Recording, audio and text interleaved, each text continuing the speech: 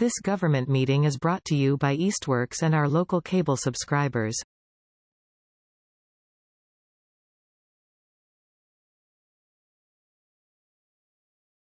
Starting now, let me call this meeting to order. First thing is, I'd like to request someone to take the minutes just for the purpose of this meeting. Leslie, are you up for that, or? Okay, how about you and Stella, like be sort of like a tag team? Until we need anything. Okay, wonderful. Okay, let's, if we can have the introductions. Well, I mean, I'm just gonna move this down for the so it's benefit not, of so you can see the people at the other end. Power. This should be power. Oh, it's just, you want to put it up? Nope, I'm just moving it down, so Oh, that's a good. idea. That's a great idea. you may see Tom, may see me. Maybe not. Let's hope this is charged up. Okay, so for the benefit of those of you who are taking notes, the I'm back. introductions aren't so much, it's just, who's at the meeting. So yourself. I'm Stella Chan. I'm Pat Ruff. I'm Brad. Chuck Connor. Leslie Button. It's gonna be a second. Eddie. Joe Banis. Cynthia Terrell. And, Dan Rist. And Canvas is on the call and online. Crystal Cote-Stos. Crystal. and hold on. That's it for online. And then Dawn Grecian Moore, staff at the COA, is excused from this meeting. She's coming to the meetings where we're talking programmatically, the content of what we're doing. But we can see her from this meeting. Yeah. Okay, let's move on to the agenda. So I probably forgot to put the minutes in there, but you've all seen the minutes. Anyone have any comment? The minutes from the last meeting, yeah, to the point, not too wordy.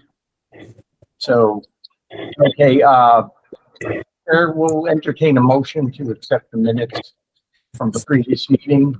So moved. We have a second. All those in favor?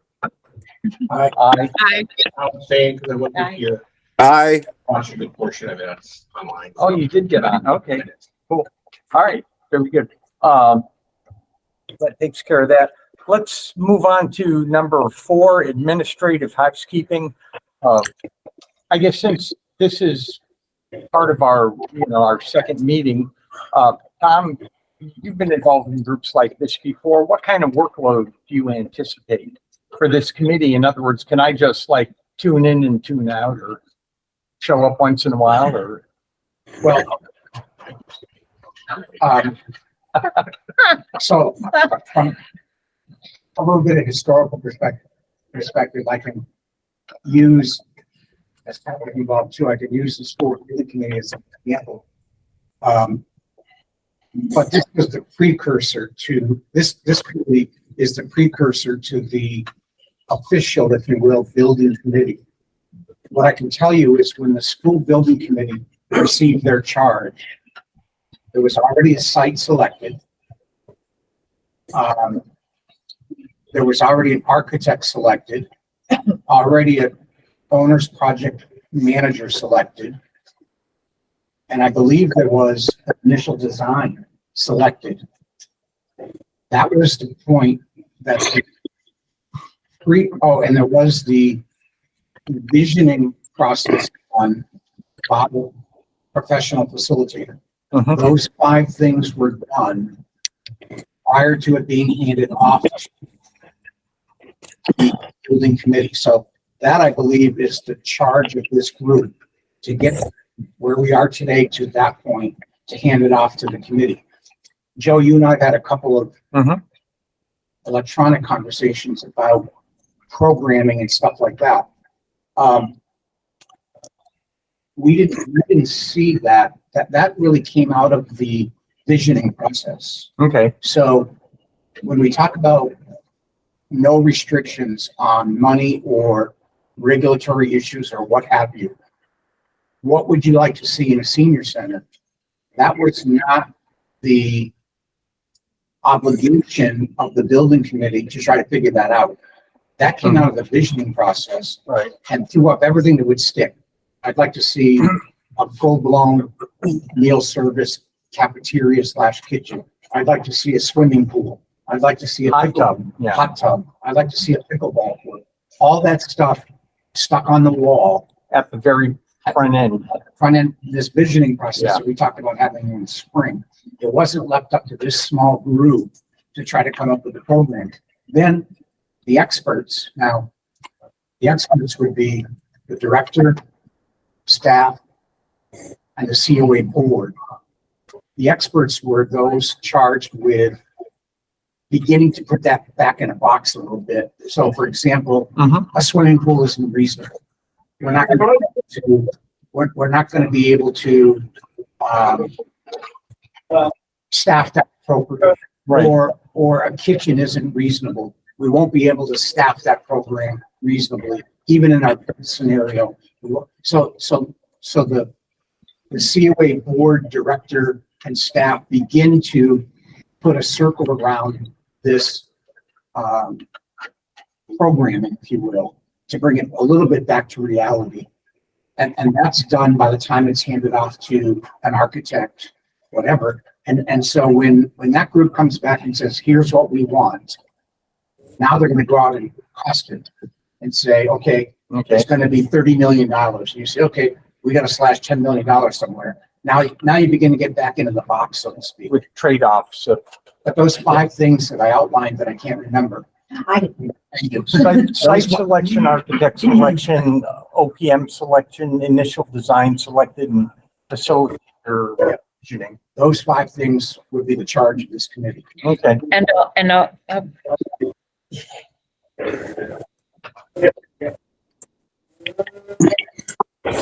Hello?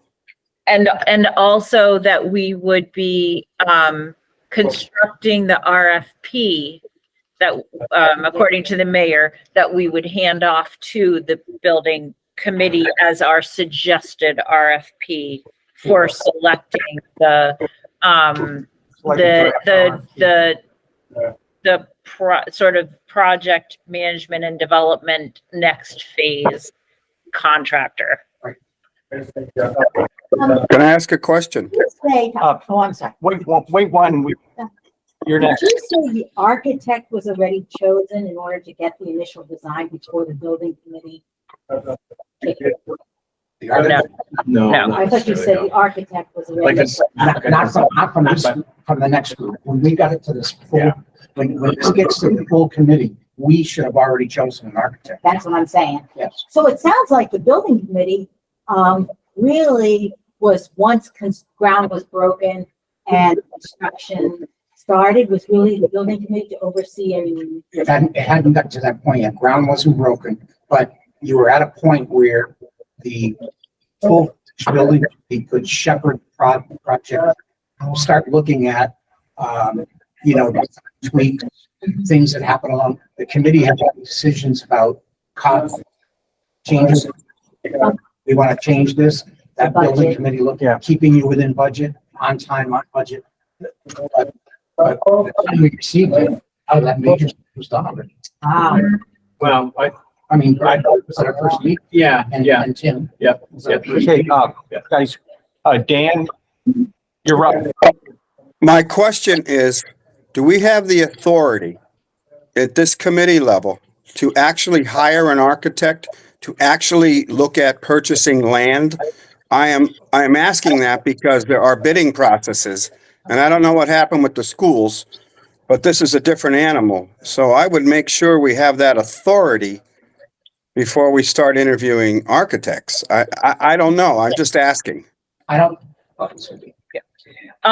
So what I heard, and everybody can listen to the recording of the last meeting, but what I heard the mayor saying was that the RFP at the conclusion of this year end of 2024, that we would want the building committee to take on hiring for, wasn't even for the architect yet.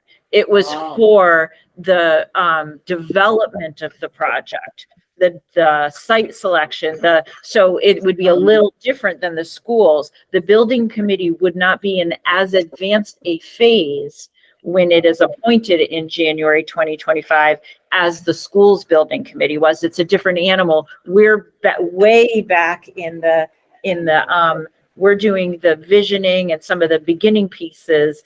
And then when the building committee comes online in 2025, the money that's being encumbered to pay for a consultant is to not necessarily is, okay, the idea was that we would be requesting potentially $250,000 for multiple phases of this. So like the visioning piece, and getting to site selection and getting to designing maybe 10 to 25% of the way would all be in that first part. And in fact, I was looking at how to request those funds, might even take 2 different fiscal years. I was talking to Dan, asking Dan about that it might be in the COA budget, or it might not be in the COA budget, or it might be in the DPW budget, as she said. So it's a couple year process of encumbering that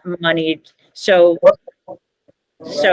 but I don't want us to take up all of our time in talking about this, because we need to get to the housekeeping stuff. Yeah, and the reason I raise this, because for people who are, I mean, this is a new committee, and some of us are a little, what the other board was involved with, but you know, how much work it's going to vary all over the place. Are you going to have to take work home, or are we going to have to set up groups that meet outside of this hour, or, you know, people an idea of what's the workload I like? think potentially. So for example, you could say, let's identify city-owned property Right. that may or may not be appropriate for the location of the senior center.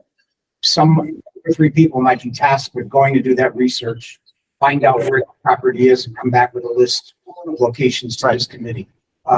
So some work will be done outside of the committee meetings. Sure. Okay. Look at the visioning process, who are appropriate potential facilitators that we could go out to bid to. Absolutely. Come back with a list of who those might be.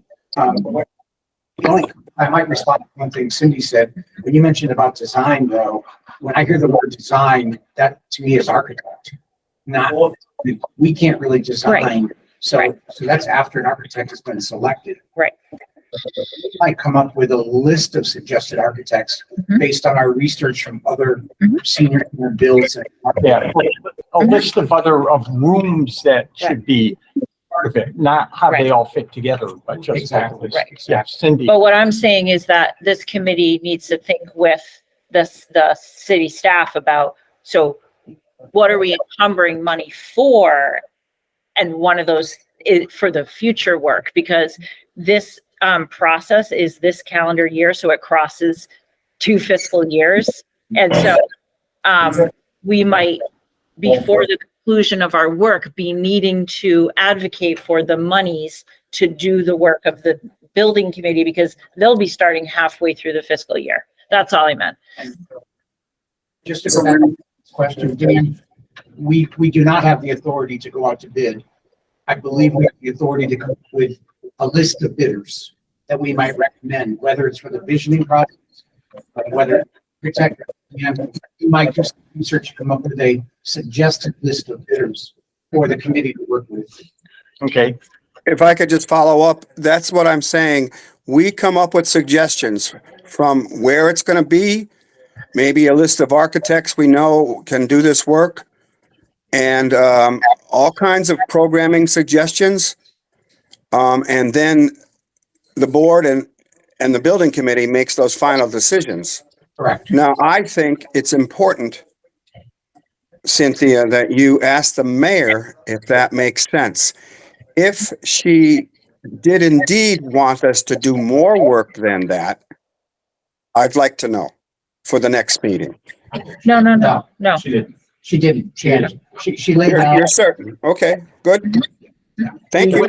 I saw this group, we're creating what we think is the perfect council name, period. Like that's our goal, is to create the facility as far as and how it operates, or programming, I mean, not how it operates, but that's kind of our task, if you will. Yeah, okay. That's the way I see this. We can, you can spend an hour before you get to the meeting coming up with your list of what you think would be the great, it should be 1 floor. It should be, 2,500 square feet. It should have parking for 20 people with 15 handicap spots.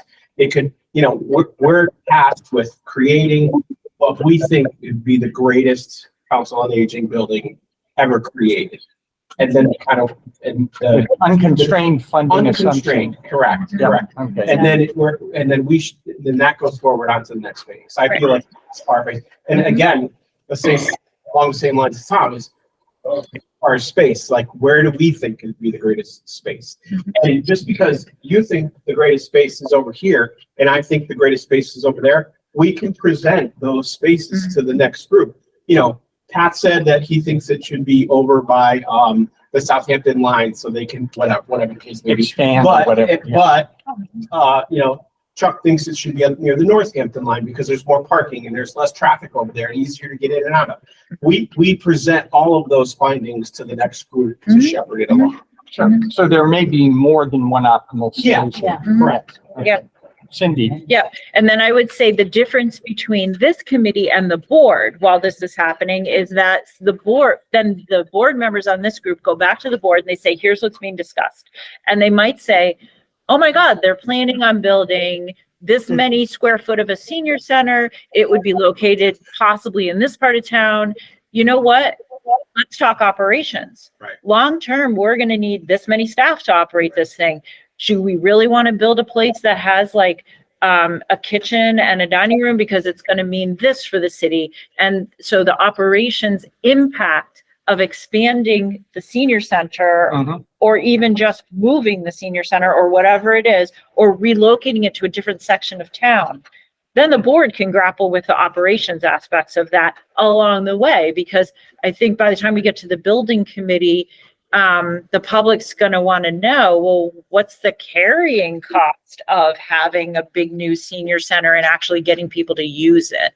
So it doesn't mean we, the humans, can't be having those conversations. You're just having them in a different forum. Okay, Stella.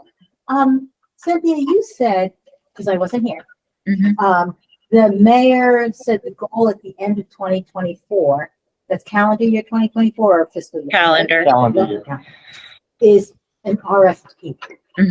And who would that RFP or Ps be going to for what to solicit? Right. So I think what I heard was, it depends what phase we're at. Is it at the phase of hiring an overall project? Is it overall project manager that is an OPM? Owner's project. So maybe not. Maybe it's hiring an architect designer firm combo, like the one that did the feasibility study of the senior center now, to do a partial design and look around at sites and take us right up to the point where then the city's residents can decide, okay, we want our center here. These are the 2 spots. We want our center in this one. And these are like the designs and we want this design. And so then the next phase is the actual architect designing that 1 or 2 story building on that 4.5 acre piece of land, or maybe it's 1 story and we need 5 acres or whatever it is, right? Is that would be the next phase. The only thing I'm not sure of, we have to find out is if we're going to spend money on that potential early design that you're referring to, when they ultimately hire the architect who's going to take it to the finish line, I would just want to make sure that the architect doesn't say, well, that's nice, but we have to start from square one. That it's totally impractical. So the 25% you did really doesn't mean anything because we've got to start from square one. I'm fairly certain the architect came to the new school. They presented us like 4 designs Yeah, there's at least three. 3 or 4 designs. Yeah. And we got to learn after a while that the last one they were gonna show you of anything was probably the one they paid for and the one they were trying to sell you. But when we go out with a design, not this committee, but for a bid for a design for new senior center, they're probably gonna come back with multiple designs. Because we thought from our visits, all one floor, sounds great, no stairs. Right. But you gotta walk a half a mile to get to another room. Right. So Ludlow, I think it was, you put in an elevator, whichever one you look, because the elevator gets you to the second floor and you don't have to walk so far on each floor. There's pros and cons to both of Well, them. the other thing, like South Hadley too, they were basically on one floor, but they had a big circle in the middle of the building. Right. So seniors couldn't get lost because as long as they kept going around the track. They find a way out someday. Yeah. Wow. Okay, the reason I raise this question is, again, what's the workload gonna look like for people? And what I'm hearing is that it all depends. So there may be some instances where we may do some committee work here, or do some brainstorming or something, but then we may break up into smaller groups and ask you guys outside of the committee meetings to, get together and do some work. And to circle back to one of your housekeeping things, Right. my suggestion, I think I might have said at the last meeting, my suggestion would be to start out with once a month and then ramp it up if you see fit. So we're in June and all of a sudden we say, wait a minute, we got more work than we thought. We need to meet twice Twice monthly, which, okay, so we'll move away from item 1 to item 2. It's like one meeting a month or two. Start off with one to start. to start. Say, give it a couple of months, 3 months, and then see where we are and like that. You should set a time for 2 a month, and if you don't need it, cancel the second one.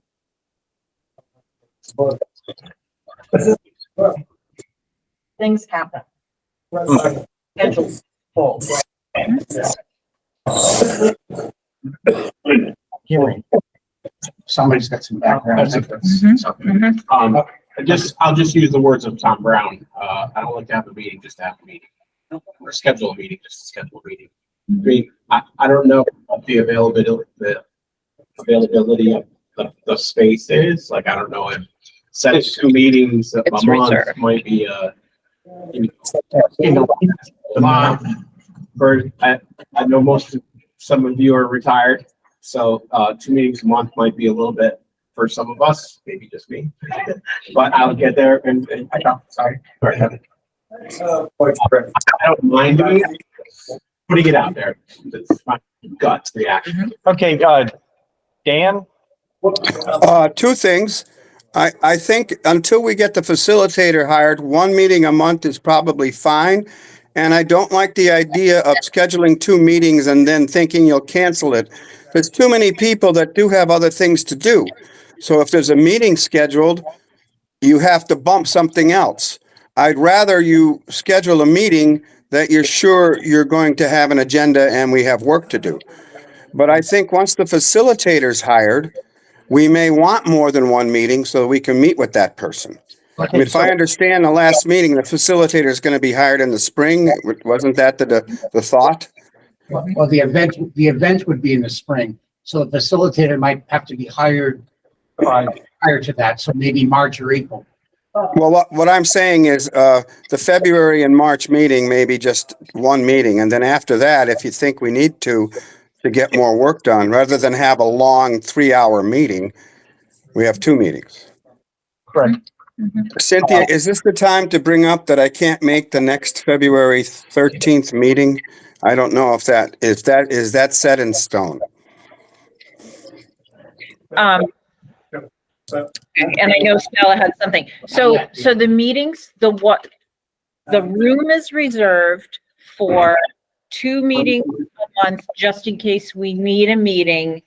And so, don't worry about the room. We had said the base meeting would be the second Tuesday of every month, and that's what Dan's referring to, is that the next meeting would be February 13th, and he can't make that meeting. But if we get into, well, Dan can't make that one, so let's go to the fourth one, that's going to be confusing because it's already in the newsletter that we're meeting on February 13th. Like, we've put in that it's, when it generally is subject to change, it says in the newsletter, but we do want the public to be aware of these meetings and be able to come if they want to. And not everybody's going to be able to come to every meeting. So, I understand that. So it depends. That's fine. Yeah. I'm just one person. I was just making sure that was defined. Yeah, that is defined. And then Stella. Oh, I can't recognize Stella. I recognize Stella. Okay, I definitely support having meetings on our calendars because we can get crazy and we want to commit to time. But I also would like to know when we set this meetings, what is the focus? What will be the purpose? What will be the subject? The goal of each meeting. So when you were talking about the building committee and what unfolded there, I feel like of those 5 type of things, sites, architectural, owner project, the visioning and the design. I feel like when I was asked by Cynthia to be on this committee, I really thought it would be, as you described, to look and suggest mainly 2 things. One, site. Like, what should it be? Cynthia told me we're looking at sites, but we're not looking at sites that have to do with rehabbing a new old building. I said, well, that frames it for us. We're looking at sites. So I said, okay, so I figured we'll be looking at sites. And the only second thing that I think is really important, I think is serving on this committee for me, is sitting with the staff and board and finding out where are they now with the key functionalities that they need, they want based on programming and their strategic plan for it. So I thought that would help us. And the others, owner, project manager, architect, all those other drawings, whatever, that comes after the fact. But I felt like for our committee, it's really, where should we be located? Where's the staff and board in terms of their strategic plan? So what I thought is we could divide up those things and then present it to the group. Like, we almost create a subcommittee of this committee and say, you guys run around town and other towns and places and look at sites. And you guys set up a meeting with the board and the management of the COA and kind of help understand and have them articulate what is the key functionality they foresee. So that's how I thought we would unfold. And then we can set it to, our subject matter for our future meeting. Mm-hmm. That's what it's. Joe. 2 things. So one is when it comes to programming, I personally would I don't even want to see that to come from the staff. I really want to see it from the bottom up. I want to see a room full of seniors who say, here's what we want. And so you get outside the box. They want all kinds of things. Let's hear it all. Let's put it up. So you get 100 seniors in a room on a sunny Saturday afternoon. Data collection. And you say, what would you like to see in your new senior center? We shouldn't even box it in by saying, well, here's what the staff would like to see. I think it's sort of like listening to my customers as to what they want. If I'm a business owner, what do my customers want? And granted, I can't give them everything they want, but I at least want to hear what it is. What is it you want as a senior in Easthampton? And then build it from the bottom up. I thought that was already done, though. Here, let me just get to my number 2. Yeah. Right. When it comes to the multiple meetings, I don't see anything like, let's make believe it's February 13th and we're wrapping up. Okay, it's February 13th, everybody. Do we need a meeting on the 27th or not? Because if we do, we'll schedule it right now because the room is already scheduled. So rather than say we're going to have 2 meetings in February, let's see what happens as a result of the 13th meeting before we decide to schedule the 27th. Mm-hmm. Mm-hmm. Sure. Does the building have to be within the city limits? I would think so. I would think, It has to I be. would think, whether it's required by law. Yeah, that's what I'm wondering. I would venture a guess. would say it probably does. It does. I would venture a guess. Just I mean, are you talking town line or are you talking town like line. way up the road? Are you talking about, in between the, big Y in the church or Yeah, I mean, whatever that. open something mic, like you know what I that, mean? yeah. I think that's maybe, but I think it's just gonna matter of how close to, I think it's gotta be in town. I don't know for a fact, but something tells me we can't use city money in a different, In a City. different city. to build something for buy it, us. yeah. Yeah. Because it would seem to be I a whole host think of that's, legal Yeah. concerns about, liability and Mhm. and whether if Southampton has more strict building requirements or things like that, it's, unless we were regionalizing our council on aging between the two communities. Or is there a chance? I don't know the answer to that. okay. Cindy? So I just want to respond. So Stella, no, the only needs assessment that was done in the past, to my understanding, because this was, I think, like 2016, that the study was actually done, and then it was published in 2018, was of what is the condition of Easthampton's older adults at that time? It was not, what is the condition of the senior center, and what do people want to see in a senior center? So there's a difference there. And then when Highland Valley does its needs assessments, it's like kind of like, what are the unmet service needs of seniors in the different, in the region and in the different communities? Nobody has, other than our anecdotal conversations with the humans who use the senior center over time, we actually, sitting here as the board or this committee, or the staff, we don't know, of the 6,000 people age 55 plus in Easthampton, what do each of you want as you grow older, or even of the people who are a generation or two younger than that, what do you want as you grow older for community services for older adults that are specific to older adults?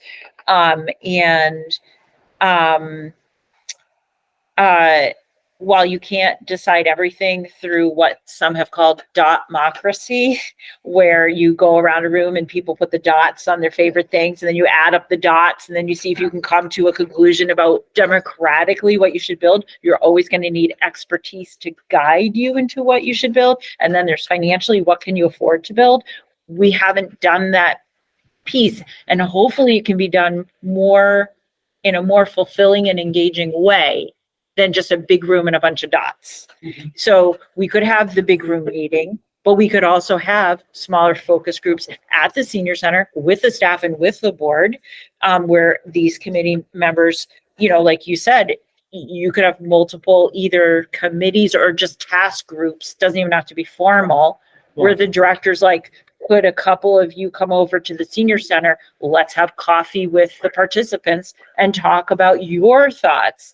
And that's going to be a different group of people, maybe even, that's going to show up at a meeting at the Easthampton Congregational Church with pizza. So the bottom line is to collect first define which group or groups that you're trying to collect data from, and then look at what's the best way, most efficacious way to reach these people. Because some people might be fine with a computer, survey or something like SurveyMonkey, and others, aren't comfortable with that. If you don't have a computer, right, it's not going to work. So, okay.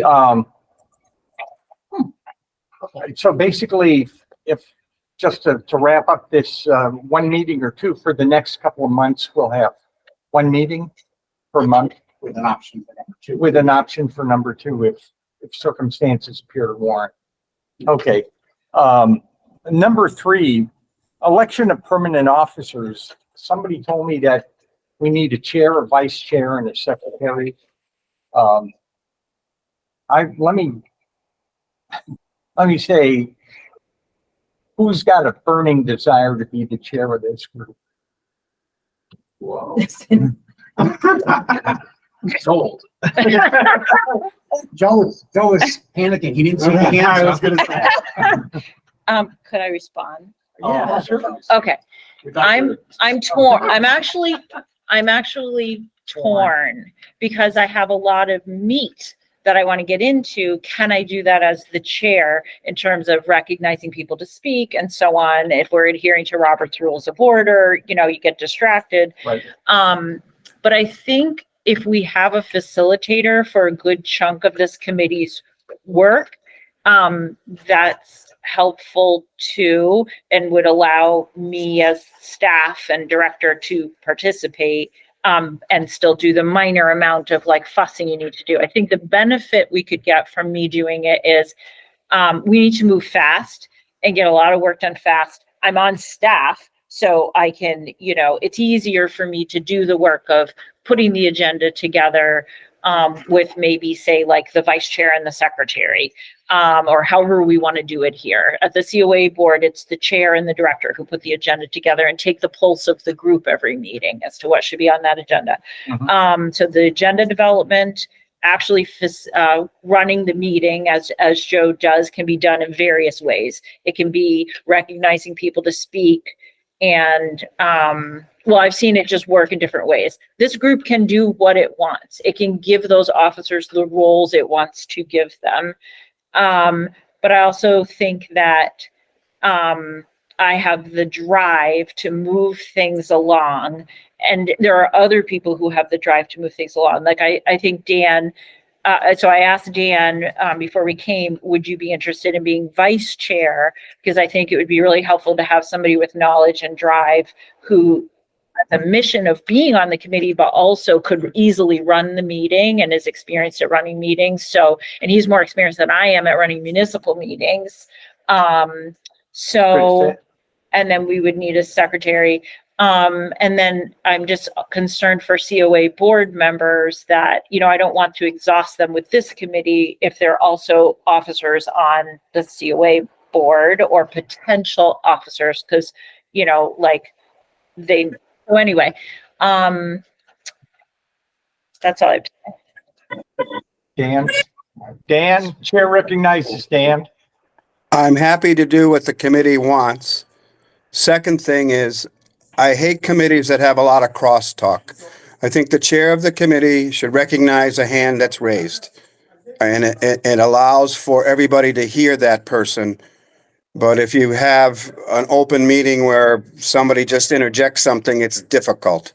I found that to be very good at municipal meetings, and I would recommend that for any committee, that the chair would recognize the person who wishes to speak.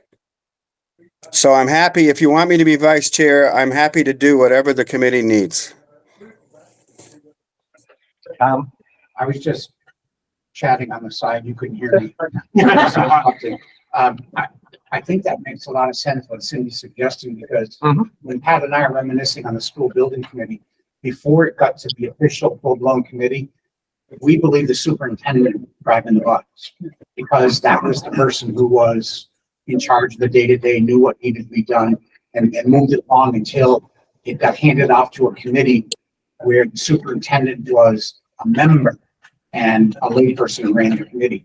Right. So I think it makes perfect sense to have Cindy as chair on this committee. Patrick? I would agree, and I would also say that I was on the ad hoc school reuse building committee, whatever it was, the long name we had. And you're right, as soon as we had a facilitator, the chair literally just opened the meeting, talked about the notes, and then the facilitator really ran the meeting. I don't think it's.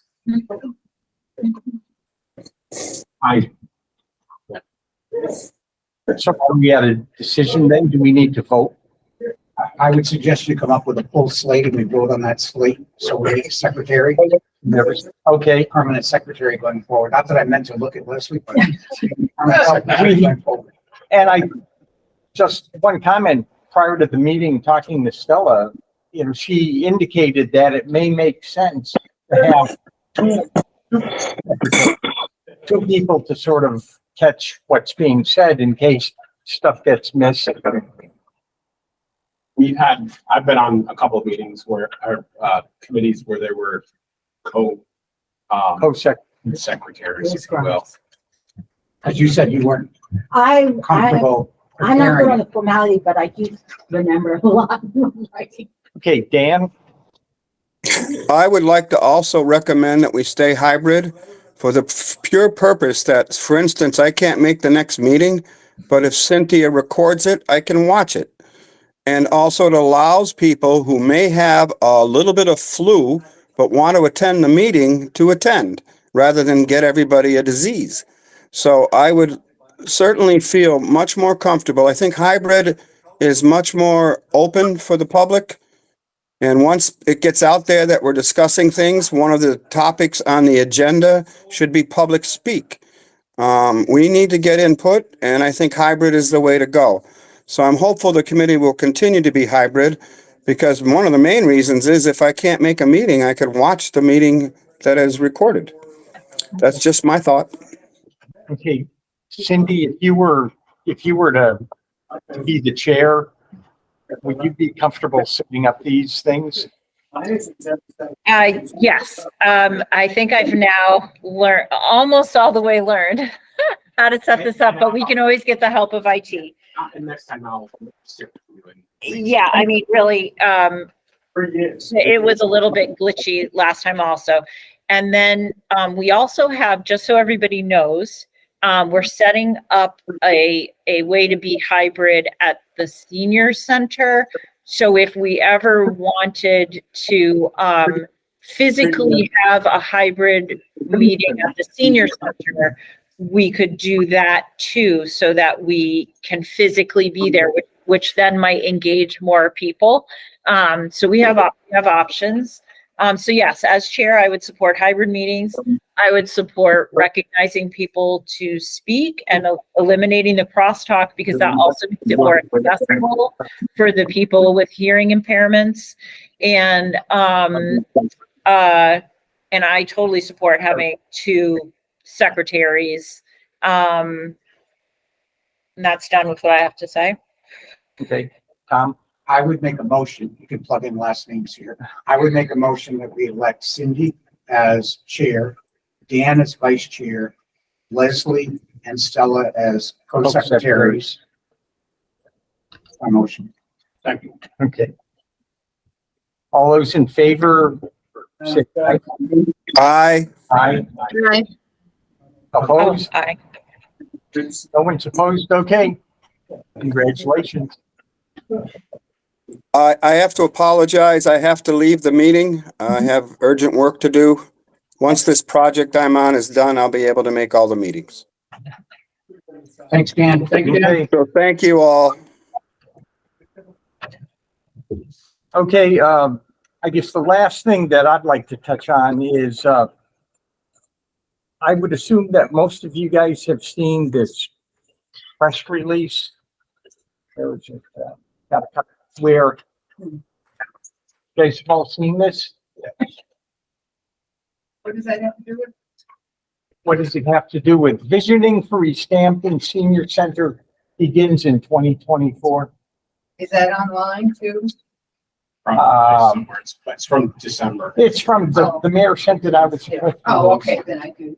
You have seen it? I have it at home put away. I was sick all month, so. Oh, okay. I guess there were 5 different bullet points here, and I guess in some of the discussions I had with Tom, just sort of talked about using this as somewhat as general guidance on different things that we have to cover. That sort of ties in with Stella's questions about what's our responsibility, what's our objective. It's pretty well laid out in that press release. Yep. Stella, have you seen this? Yes, I did. Okay. It pretty much lays out our responsibilities. But just percolating that even more after today, it sounds like needs assessment from the constituents or future senior constituents it's basically the foundation for us moving forward. Absolutely. Okay, so needs assessment. So there's the creating or how the needs assessment, the process, the procedures, and then there's the outreach to get people to participate. And then there's percolating all and vetting and pulling that all together. So it can become clearly the foundation for all future planning and RFPing. So is it the staff or the board who would come up with to this committee and say, here's how we would like a needs assessment, the procedures, the time frame to unfold? Is it for the staff to come back to us? Or is it for us to create and give to, and then give to each ourselves and the board? Like, who creates the framework of how a needs assessment will be unfolded? I believe, my opinion is that we would look at the one thing the mayor green-lighted funds for right now, which was a facilitator for this visioning session. And which means we could, I believe that gives us the authority to go out to bid, if you will, on, if it requires a bid process for this professional facilitator, then that person would sit down with Cindy and or staff and come up with all the answers to everything you just said about when, where, why, how, what. And I had only suggested spring because you want to take weather out of you. And seniors, a lot of seniors aren't going to come out after dark. And if you get into April or May, we change the clocks. It's light out later. You could have a 4 o'clock, 5 o'clock, whatever. But the guts of it, as you suggest, or whatever, I think Cindy has to determine that with the professional facilitator. What do you want? What do you want to see? You know, and keep in mind, professional facilitator specific to this cause has done it before. So it's not new to them. The process. Right. Okay, Cindy? I'm on the library building committee and I attended a facilitator-led meeting where they are going around soliciting at various locations people's perspectives on what the library should be and what it should offer and what it should look like. And that will help them get grant money for the next phase of what they're doing, and it's very structured. I don't know, I haven't seen a structured approach to when you're at this phase of thinking about a new senior center, here's the kind of needs assessment you should be doing. I do know that within the confines of 2024, we are not prepared to do a needs assessment of the older adults of Easthampton kind of needs assessment. That takes a lot of planning and years to do. But if it's strictly, we have a question, if you wanted a new senior center, what services and programs should it offer? Where should it sit? And would you go, or would you bring your mom or whatever, like our questions are? If we could really narrow down those questions to like one postcard's worth of questions, I think that we could afford to send that out and get help tabulating that data at the same time that we're doing focus groups and this big visioning session meeting. I think the COA could figure out how to do that piece, but we'd have to keep it really limited and targeted, because if it was too big, like say a page or two of questions, how are we even going to tabulate those and analyze them without hiring help?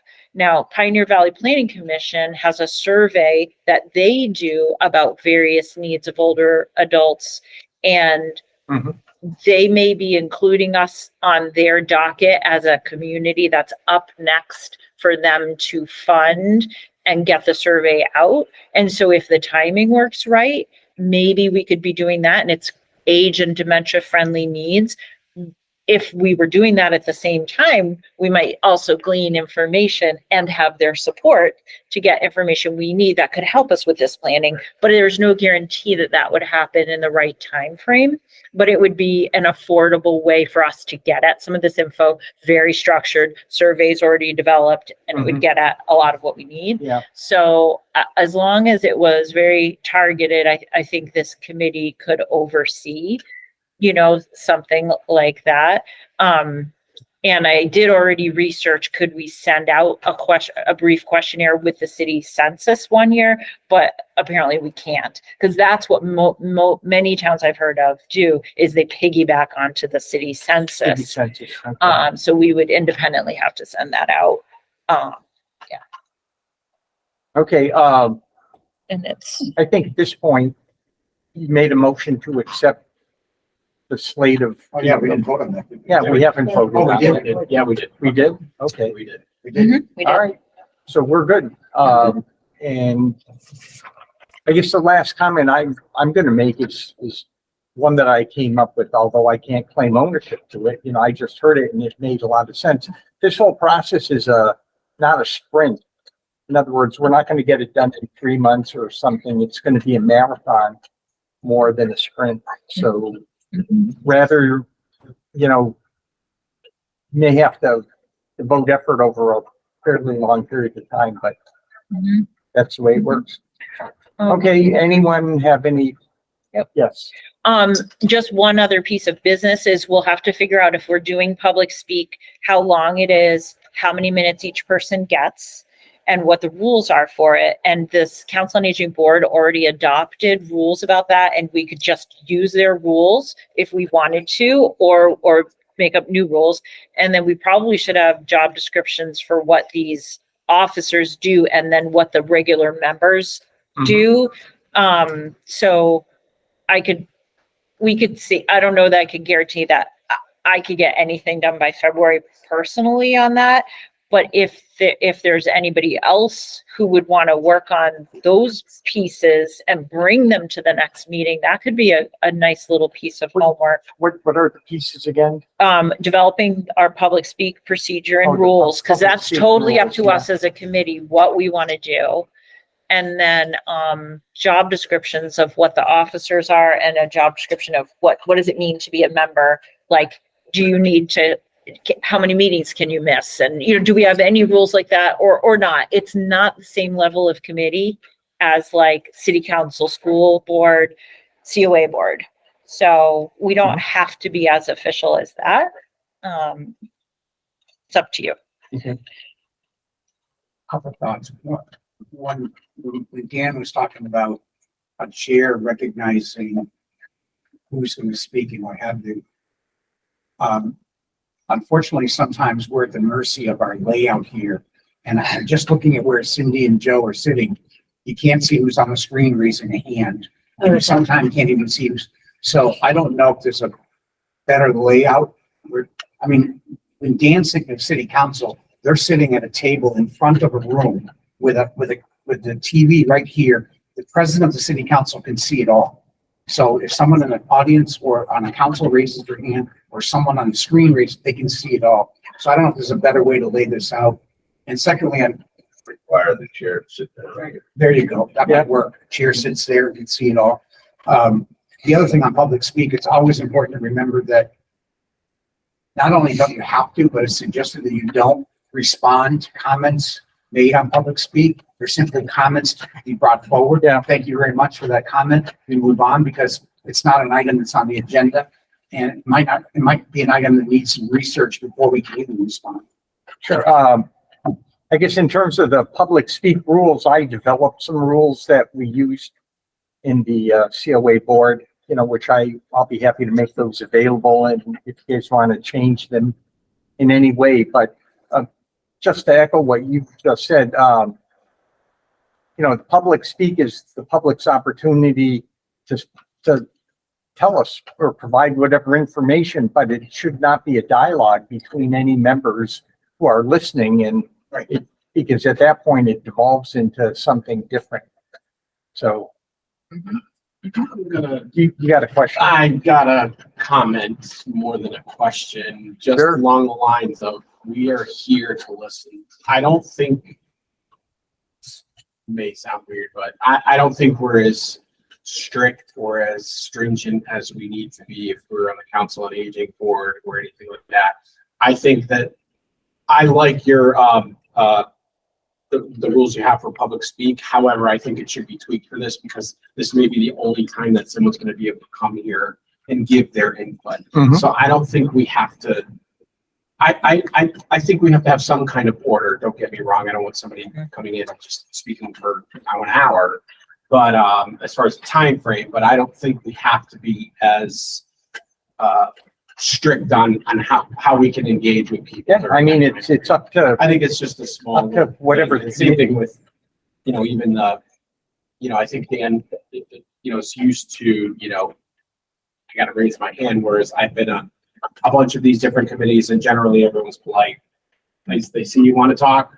They see you want to talk. I say, hey, here's something. Whatever the case may be. The only thing you have to be careful of in public speak is going down a rabbit hole that you Right. can't get out of. Right, And, right. I get that. And people sometimes even end up argumentative Right. because I they get believe that. their point's the only point. So, And I think you've set a time limit, that kind of. right, the will time help you limit, with that. 2 minutes, whatever it might be, but, Yeah. once we engage in dialogue, you might end up in a place you don't want to be. Right. And to not disrespect the person bringing a comment forward, if it's something where someone says, why don't we have this because of this? Thank you very much. It's imperative for us to get back, at least by the next meeting, with an answer to that, if it was a legitimate concern. Okay. Yeah. Get back, Yeah. follow up, if you will. Just trying to answer things off the top of your head. Yeah. If you get stumped, Right. I think. That's why I think you're good with the time limit. That way, I think it's appropriate, certainly if somebody brings something up that's not appropriate for us to be deciding. We can let them know, Yeah. Right. Yeah. That's Or not even- charge of this committee. Yeah. Or even it's okay to say, we need to do a little research before we respond. Yeah. And be one way to diffuse it. Cindy? I would say we could err on the side of a more strictly constructed public speak at first. And then if people are coming with a lot of issues they want to discuss and we just didn't have it on our agenda, we can say to the community, okay, in the first few months, people brought up these and these issues. Right. We're going to put those issues on our agenda, Yeah. and here's what month we're going to get to those. We can warn it in the newsletter and say, we welcome you, the Martins and the Leslies and the Cindys to come back, in April when we are going to talk about that, Yeah, I love that. and then I just want to call attention, there's like only 1 minute left, but I do Right. want to just let you know that, like, if I was running this meeting right now, I see everybody who's on the screen right here. But if I was over there, somebody else would have to sit here to handle the recording and manage I could, but you have to physically turn on and off the recording right here, and you have to admit people. So somebody has to be doing that physically on the laptop. So it might just might need more than one person to manage the tech if the chair is going to separate themselves from the machine. That's all. Play it by ear. Okay, do we have any further things to discuss today? I just want to wrap up to make sure I'm leaving here with an understanding. That's all. Is that okay? You want to wrap up? I just want to wrap up what I wrote down, what we just discussed. Is that okay? Go for it. Okay, so what I have here, just to wrap up is that there's drafting job descriptions for those of us who've agreed to be officers. Having a draft of proposed rules for us overall as members. Like you mentioned, attendance, like how many meetings should we be at and how many can we miss? Those proposed rules. Proposed guidelines for public speak process, right? And then this fourth one again, I'm going to get back to this whole needs assessment, which will be our foundation of moving forward. And Cynthia shared a lot of potential resources, some examples and guidelines, trying to sketch out. And I see that as the fourth things I'm coming away with. And I would say on the fourth one, I would love to work with Cynthia on outside of our meeting, before our next meeting, on having a sketch or a draft of how a needs assessment process would unfold and what resources, like you said, Pioneer Valley is over here, may or may not be available to us, so we don't have to recreate the wheel. And so job descriptions for us officers, proposed rules for our committee members in general, proposed guidelines for public speak, and needs assessment to kind of sketch out how that might work. And I would like to participate with you after, before our next meeting on that. So that's it. That's all I'm going to do is just wrap that up in case I missed anything. Joe, you're looking at me, but you can give me the finger. Which finger do you want? It's 102. It's 102. I just want to, I mean, we can, I know it's- thanks Stella for keeping us. yes, Go I ahead. just want to understand that a distinction, if you will, needs assessment versus visioning process. That's good. That's for the next meeting. So let's put on the next meeting defining what that is Write it down. Stella. Okay. And yeah, Vision. defining what the visioning process is. Is there a needs assessment component of it or not? Because they're different things. And how do we get from here to hiring that facilitator? Okay. Okay, Okay. Motion to adjourn. motion to adjourn. Second.